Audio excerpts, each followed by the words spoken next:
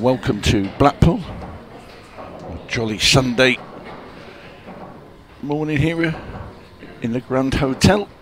Last 16 of Pro Event number 6. Jake McCartney from Australia versus Karl Sutton.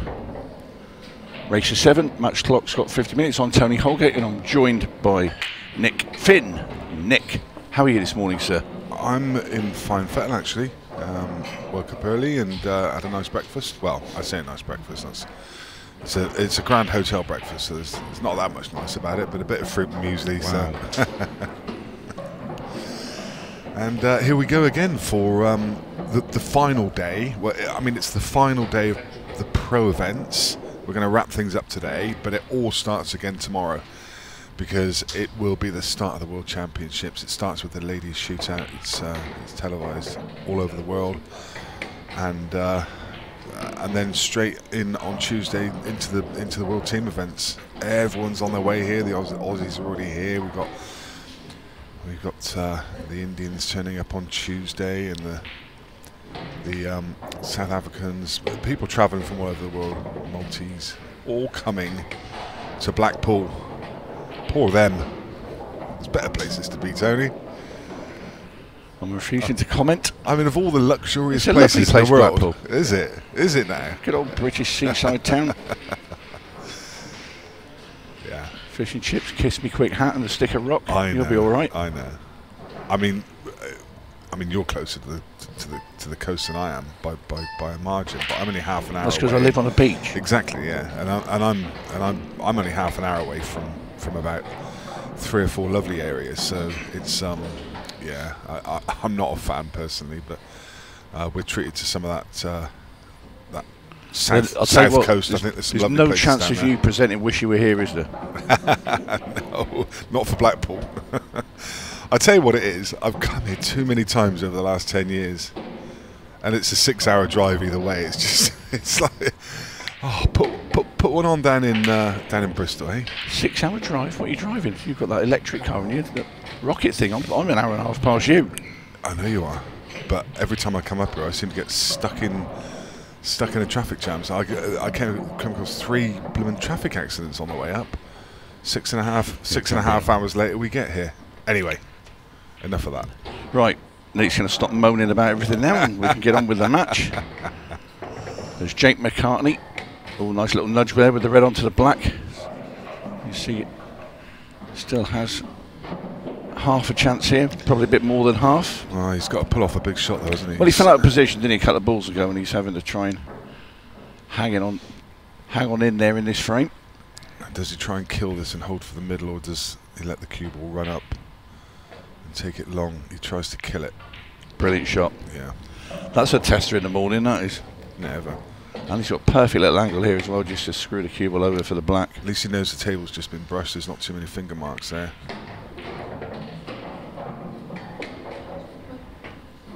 Well, it's a lovely start from Jake McCartney. As the Australian wanders back to his chair. 1 in front against Karl Sutton. This morning, so that match actually follows this, yeah.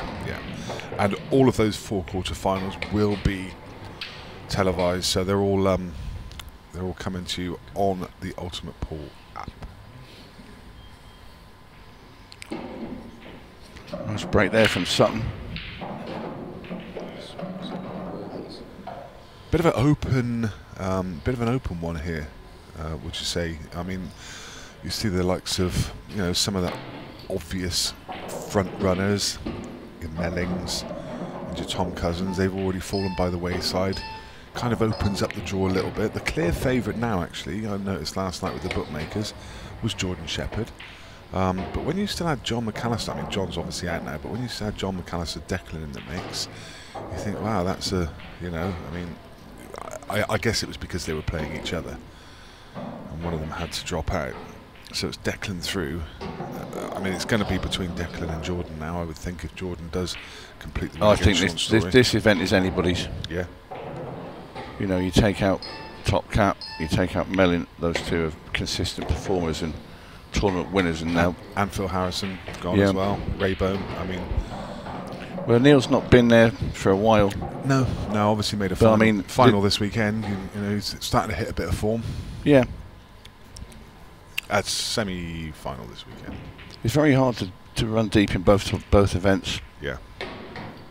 Yes, it has been done, but you know, even Tom Cousins was starting to suffer a little bit of fatigue. He almost looked a little relieved when I saw him when he'd been knocked out last night.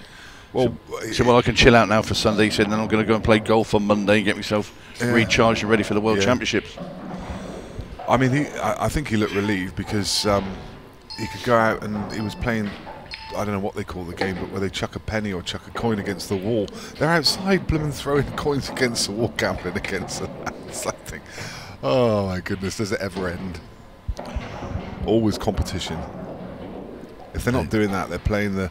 Have you ever seen the pool bowls where they throw the cue ball out and then you have to throw a ball around the table? It's like crown green bowls, and you've got to get closest to the cue ball, but throwing the balls towards it. You've got to come off like 2 or 3 cushions every time. It's like, oh my goodness. Yes, some people have got too much time on their hands for me. I'll tell you who's brilliant at that, Sean Chipperfield and Karl Sutton. They're unbelievable. You obviously spend a lot of time watching these sort of activities. I watched them one night during one of the UK tours, late one evening. Nice shot there by Sutton. He wanted to get that cue ball back to have the angle now to just drop off the cushion round the back of the yellow. Let's screw it back then. Makes no difference. This is going to level things up. And both players have turned up pretty sharp this morning. His confidence is absolutely sky high, but Jordan Shepherd said pretty much exactly the same thing on interview the other day with JMO, saying that he's been non-stop practicing 8-ball for the last 3 months, and his game's at peak form. So I was really interested to see how that game played out, because there's a couple of players who are just absolutely at the top of their confidence.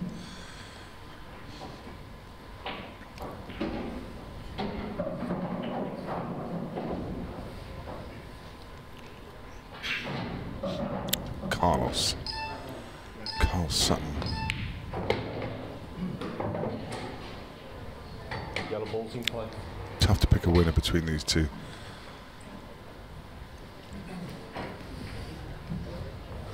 Karl probably just slightly the more consistent of the two, but Jake has lifted a trophy in season 1 with Ultimate Pool.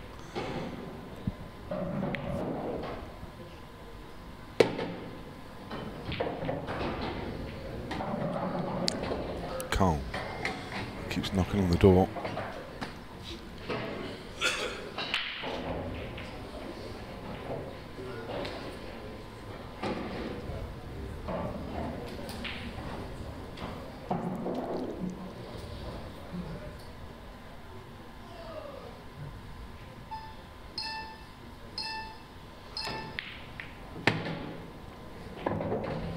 It's okay. I was just giving it a slight concerned look just to see if one went on top of the other, but they're both fine. They both pot in their own right.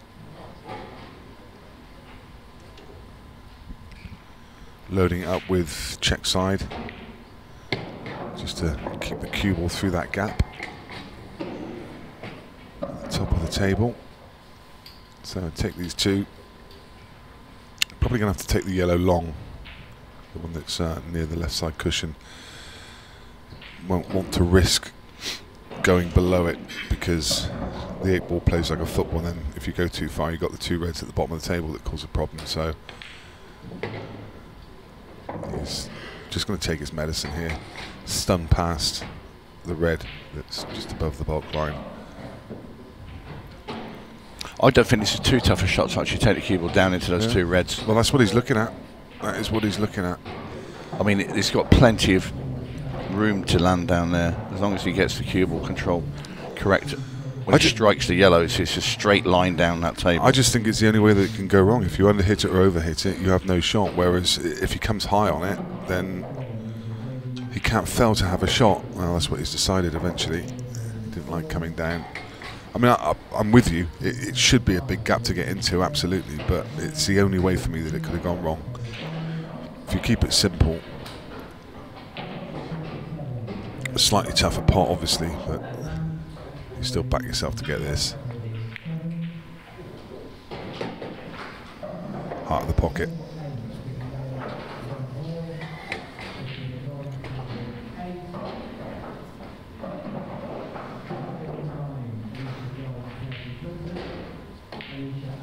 Very tidy from Karl Sutton. And somehow Dylan missed, and Chris won that match. Do you reckon he might take yellows here? Well, I just saw you look away then to look at the scores. I'll tell you what, it's bizarre. We were waiting for the cue ball to go in there because every ball was trying to chase it into that corner, and it's, well, what a bizarre place to land after your break. Yeah, that's... Oh dear. Ooh, yeah, no. Don't do that. No. It was literally about to grab the ball, that cue ball out of the pocket. That would have been loss of frame. Do not do that. A referee, Scott Price, wouldn't be letting you get away with those. No. You could see Karl just stopped himself halfway through. He was just about to. Oh no, don't. No, at least make Jake McCartney do some work to win it rather than just gift it to him. That would be a quick match, wouldn't it, if you start doing that every frame? Well, after all that, he might as well have gone off that break, Karl Sutton.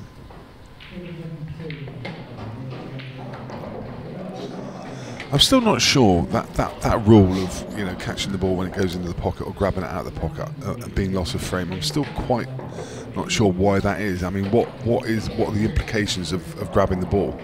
Is it just because it's still in play? It's been in a long time, that rule, yeah, in all sorts of disciplines of pool.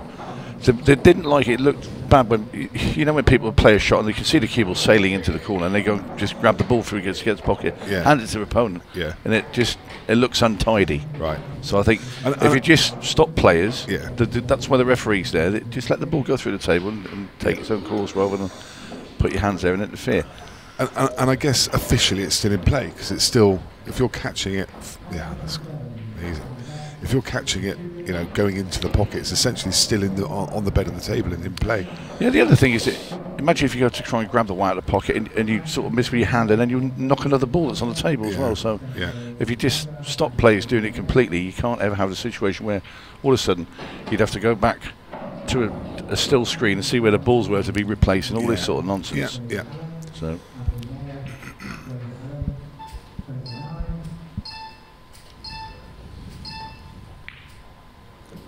Thing is, it's just like when you've been practicing for years in your local pub or club or whatever, and it's a natural reaction just to grab the cue ball to save time, to save it rolling through the table and coming out the other end. You just grab it, don't you?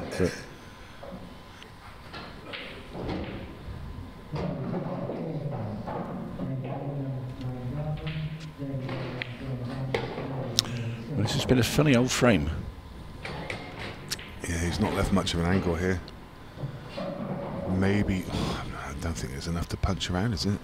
Maybe with a lot of side he can come below that yellow on the side, but he still needs a plan for the one at the bottom of the table. I mean, at some point you need to come down. It should be I was going to say, maybe that was always the plan, of course. I mean, he's got a big pocket down there. Yeah, you can play the yellow off the red and open the pocket. It's too early for me to spot those kind of things. It was the obvious shot, of course. Hello. Ooh, that's a mess. Well, you can see the yellow that's to the left hand side of the table, but trying to pot it and get on the other one, well, that's a different matter. I think I'll probably try and play the double, maybe take the cue ball around the table and come back down.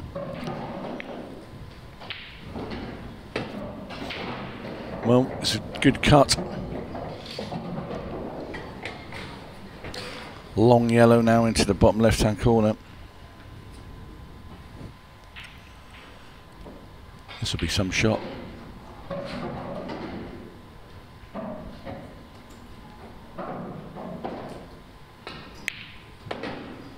Wow. Very confidently struck. I have to say, I didn't think 2 shots ago, I didn't think he was getting out from there, and this is tremendous stuff from Karl Sutton. Yeah. Trailing by 2 frames. And he's going to go dry. And you just feel this could be fairly big.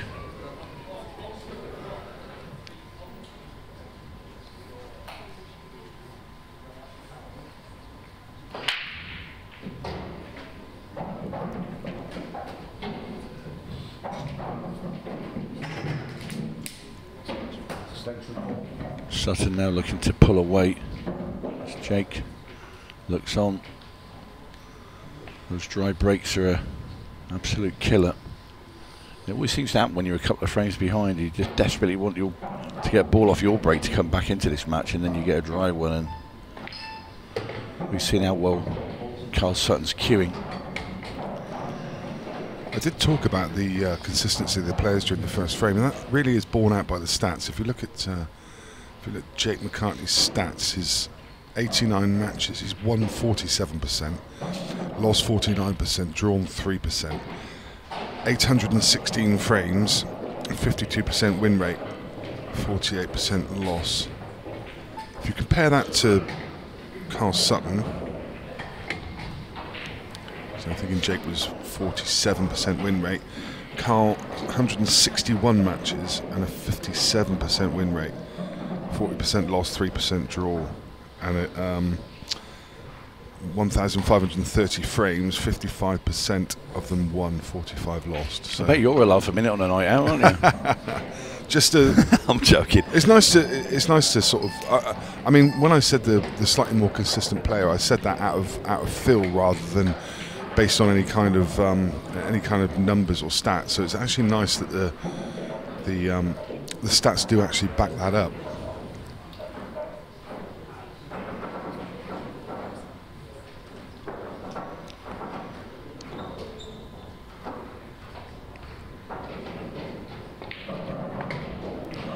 Nicely played there by Sutton.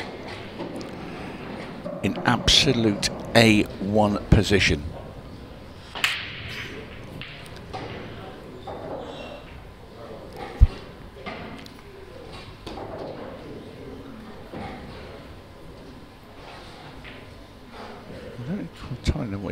He was looking over there. You can see he's got a little bit of angle here. He just wants to sort of screwed back, but he was obviously looking to see if this red went past the yellow in the middle. I thought he might just screw it over and played it into the corner.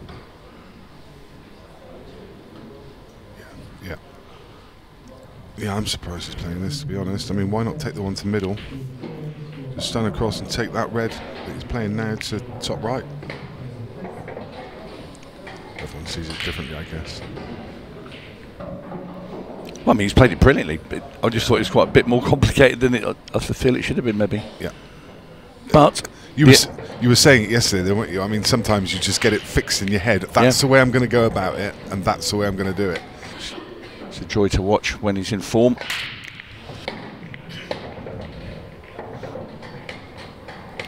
There's a funny old break. 5 yellows all clustered together at the top, but one lone one down there being blocked by a red. But the main thing is, for Karl Sutton, he's still getting balls. So his break has been successful this morning. He'd like to be reds here, wouldn't he? He'd love to be reds. But he's sat on top of one of them. He's only got an option of yellows, which gives him a bit of a problem at the bottom of the table. Not the worst problem in the world. I mean, it's one that he should be able to solve relatively easily. I think when you just look at that there, you think, just get on it down there. You know, if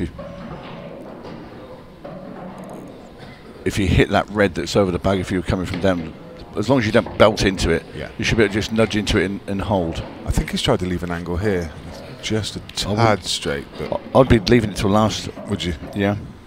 Just for the simple position. If you go into it now, He's just having a look to see if he can get it in off the knuckle. It's true, actually, because the two balls at the top of the table don't act as recovery balls, do they? So if it does go wrong down there, you run out of options. It's not that. If you land funny down there, it's then getting back up on the other two as well. Whereas if it's your last ball and it's the black, if you've got a slight angle, you've got a couple of choices to pump it in. Yeah. To get on the black. Where I just think, I don't like this ball on this top rail. I've got to be honest.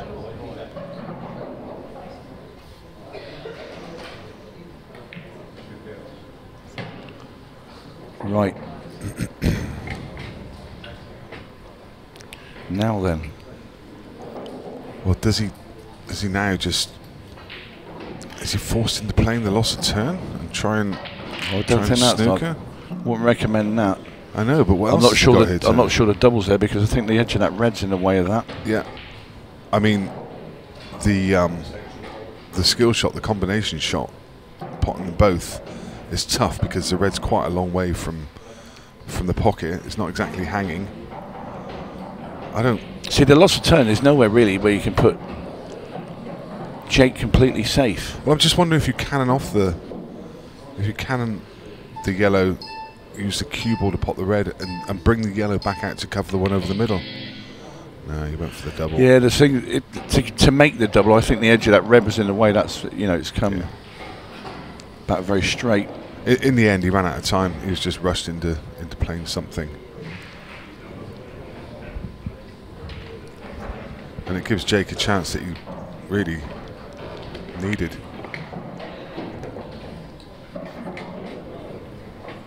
Got a free go at this one down the rail. We can play it in such a way that if he did jaw it, the cube will still be behind the red. So he'd be snookering Karl Sutton.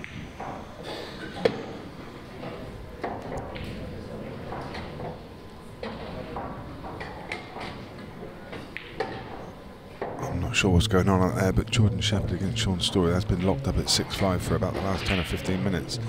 And those two are neither of them are slouches. So there must be a really fiddly game going on.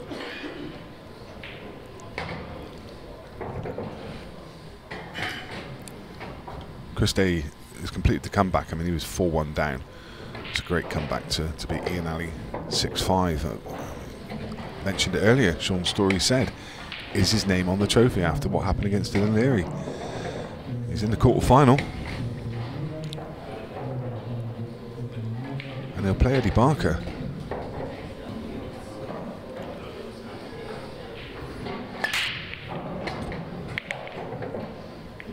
.27 or just under 28 minutes left on the clock.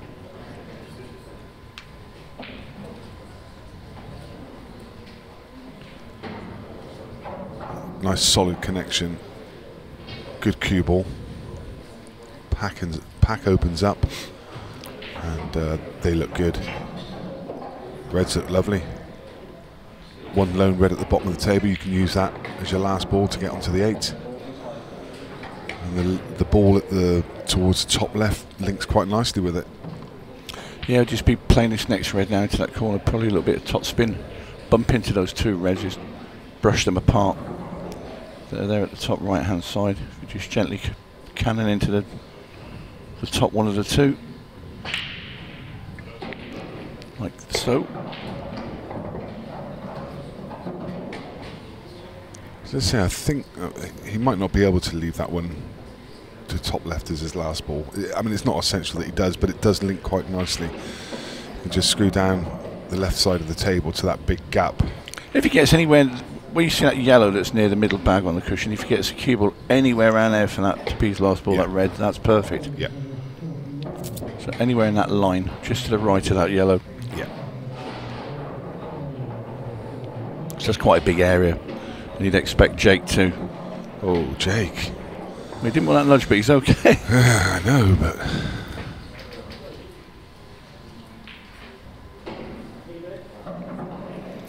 Well, it makes no difference at all. In fact, it might have even made it a little easier. The route's still the same. He's still going to play the red on the right. He was seeing it the same as me. You wanted to use that ball on the left as his last ball, but actually, the way that landed, he could have quite easily used the one he's just played there. You know, another shot like he's just played and would have been just about perfect. You know, he's just showing you where he wants to be. As long as he gets a cue ball off the rail, we don't want to be playing it cushed up. Just screw it down the table a bit. That's absolutely bang on. Could not have played that any better. Just checking where black's going. She'll be in the bottom left. Yeah, looks like he's got the nice angle to screw back into the yellow. Or just below. Either or was fine. Could have given that a bit more, screwed into the yellow and not been hampered, but it doesn't matter on those kind of shots. They're never missing. I was on the commentary. What? Hello. Well, that was a bit of a... I mean, all Karl's breaks, the cue balls come all the way back to bulk. And that one was just a bit snatchy, wasn't it? Just straight into the middle. Yeah. I mean, look at his face, pure disgust. He's mumbling. I mean, well. From this 4-1 lead he had, and he did have a chance to go 5-1, and all of a sudden he's looking like he's getting pegged back to levels.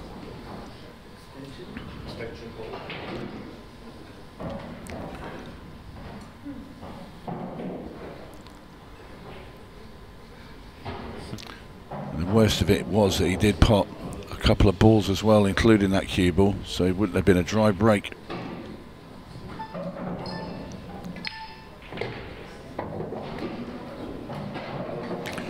Not only that, they're fairly open, so it's a bit of a throwaway for Karl Sutton.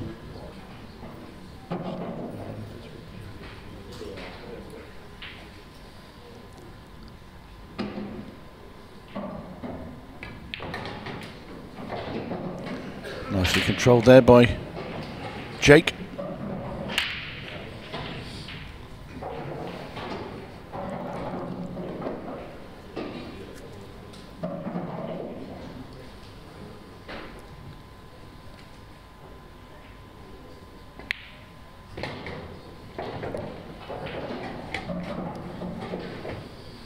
Now he's definitely going to have to leave himself a nice angle on this last yellow. For me, if he could get on the one at the bottom rail first, that would be ideal. Leave the other one. Also, he didn't feel he could get right the way down there, so he's going to have to leave the one closer to the rail last.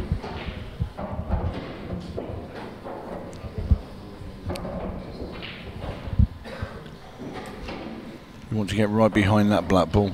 You don't want to leave it a distance.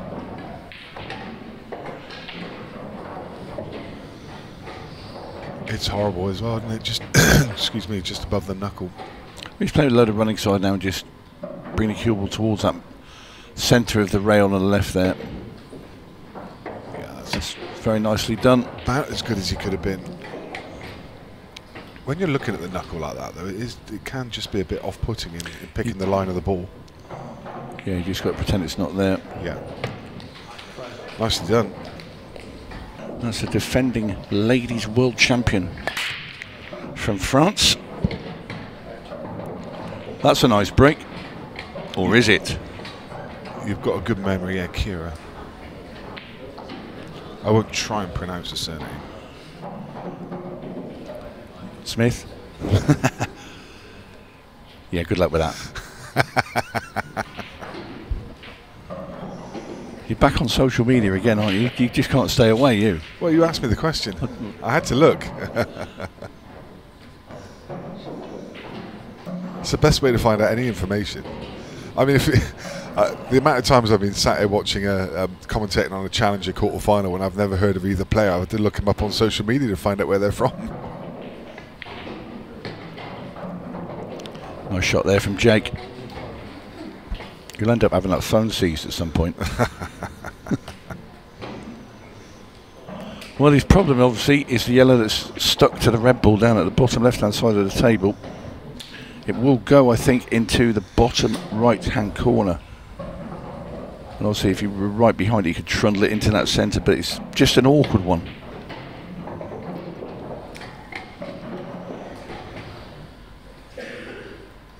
And that's not helped. I think you want to come quite a bit further than that. could pop the one into the bottom right hand corner now, screw the cue ball up and try and leave an angle on the one into the centre to bring the cue ball down.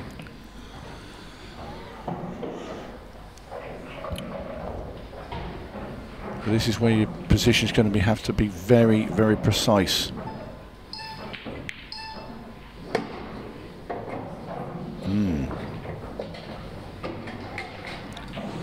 I was with you. I preferred the shot you were mentioning. Take the one to bottom right and screw back. Because I'm not quite sure what he was trying to do there. Maybe trying to move it. Oh, what a great shot from Jake McCartney. Ouch. That works. That was a brilliant shot.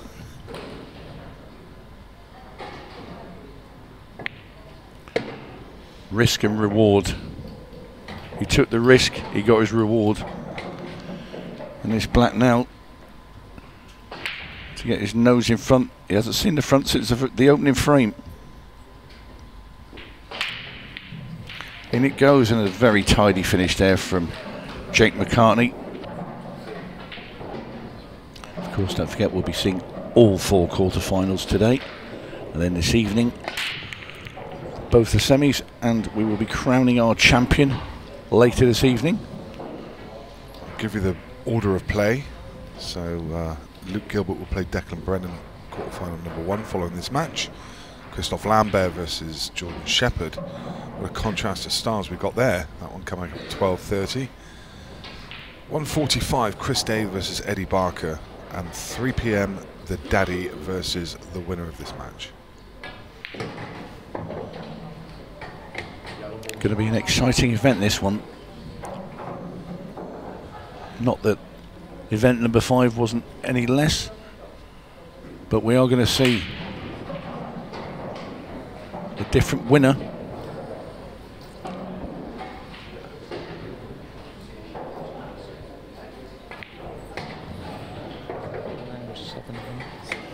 Nice little angle now for Jake. He wants to disturb red and yellow on that right hand side cushion.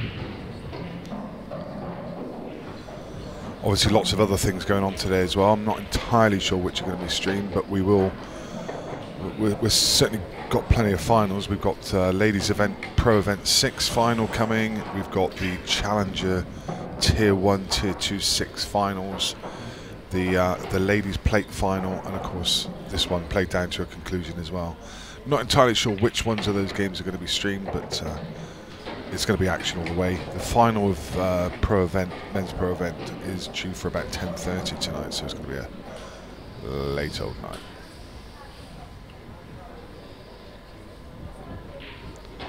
Oh, Tony's saying no. I think it might be a bit sooner than that. Oh, it is. You're right. I tell you what, I was looking at the live scoreboard. And looking at last year's calendar. Yeah, live scoreboard shows at 10:30 tonight. But actually, you're right. On the I think the live scoring calendar, they sort of put them up just before the start of the event as an early guide. So we do have, we've got the running order. So we've got the 4 quarterfinals, and we've got the ladies semi-finals, and men's semi-finals at 5 and 6 tonight. The Pro 6 final of the ladies at 7, and Pro final at 8 p.m. So yeah, you're absolutely right. It's a little bit sooner than I thought.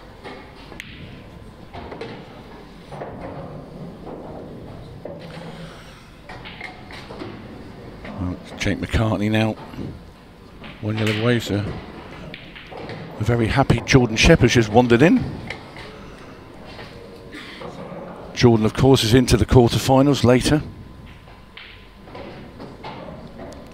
Jordan will be playing Christophe Lambert, as Nick said, and Jake knocks in the black. And really, really tough game against Sean Story. He knew Sean was playing well as well, so he's over the moon to get through that one. Well, Karl Sutton will just have a bit of relief there that he's actually going to get his hand on the table, because he hasn't had it on there for quite some time. Yeah. And it's Jake's turn to get the dry break. What I like about Jordan there is that why he enjoyed that so much is because a few years ago, if he was 3-0 down, the shoulders would have gone down, the head would have gone, he would have started thinking about something else and probably lost quite easily. He said that he really dug in there and just like battled on the table, just gave everything, and that's why he's so pleased to win. Well, I like he's just brought his cue in here and he's put it in the corner there for safekeeping. Yeah. And I could be having that. It could be a ransom. It's getting kidnapped before his quarter final. 10% of his prize money. Well, this is it.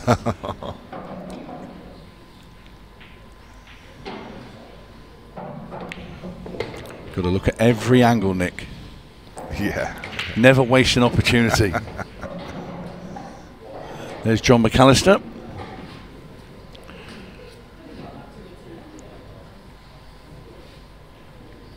John's already won an event this year. Not going to be for him though this weekend. Ooh, how have you gone around that, Karl? I think just with the pace, actually, you hit that quite firm, and it sort of just skidded off that rail. Rather, you know, he could have just gently rolled into that and moved it away. But that's what I was thinking. A little stun shot, and he could have just come across and nudged it, and he would have been left on the one to middle. I'm not sure why he was playing it at that pace to come sort of off the cushion and behind it. Not really sure of the purpose of that. That's a lovely shot, but he's glued to the yellow. He's put the black. Just looked. He's put the black on top of the red. Yeah. I think he's okay on the one to middle. I think he can just get past the yellow, but obviously the 8 ball's now a problem. You can feel a little bit. You know, he's not had any luck on the breaks for most of this match. You know, he's been queuing very, very well in the game. I think it's another one where you think the world's against you with everything you touch. He can play short position. Okay? He doesn't need to. He doesn't need to move the 8. He just needs to get just slightly above the yellow on the right, and he can just play to the short rail. Perfect. Yeah. Keep it simple.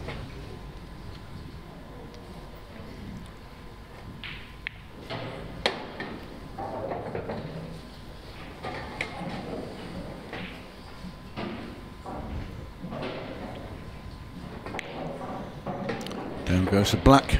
Tidy little finish in the end there from Karl Sutton. Sticking with his front ball break. Very central.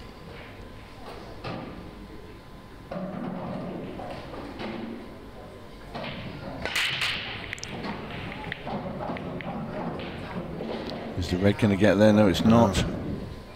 And Jake McCartney's going to have first opportunity. Just one frame away from a place in the quarter-final and a date with Arfan Dad.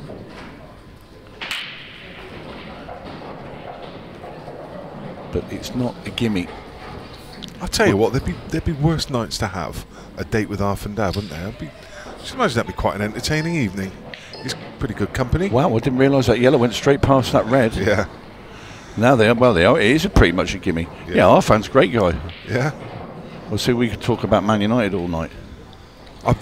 And his sponsor is, I think one of his sponsors is Prashad, the Indian. I think it's a vegetarian Indian restaurant, and I've heard amazing things about it. I have to go and try it, but the trouble is, it's about 5 hours from me, so you're gonna have to get an invite from Arfan.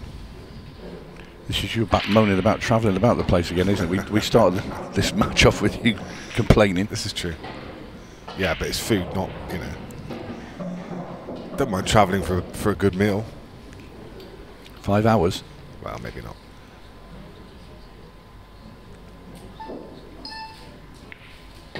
Well, this is such a great opportunity for the man from Oz to park himself in the quarters. Just those 2 yellows in the centre of the table, they will plant. Yeah, I'll certainly be singing Waltz and Matilda if he can get his way through these yellows. Well, I don't blame him for getting out of the way of that plant. It's the second yellow. Would always worry that it would roll and stick on that other red. Yeah, I like the way he's gone about it. I come down and take the yellow at the bottom now, come out of there, and then I would like to take the left-hand side yellow first and leave the other one in the middle. Yeah, just needs a little bit more run. That's fine. That's perfect, yeah. Just a little soft screw shot to hold the cue ball. The main focus here is leave yourself a shot at the black. Yeah. Don't try and be too cute. Yeah. I mean, it would be, I mean, it should be fine anyway. It would be an absolute certainty if that red wasn't covering the path to to the right corner. It just complicates things. They'd have already slightly. been knocked in now, because I think that's Yeah. he just wants to make sure he gets so perfect on his last yellow. Yeah.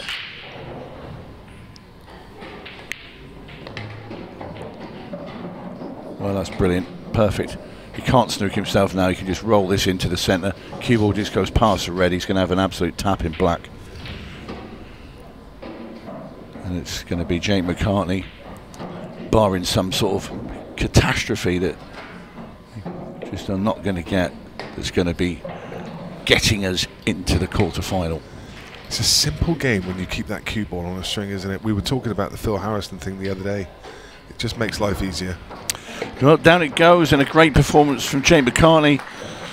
Karl Sutton, a little unlucky. He's had a lot of dry breaks there from when he was leading 4-1 and an in off.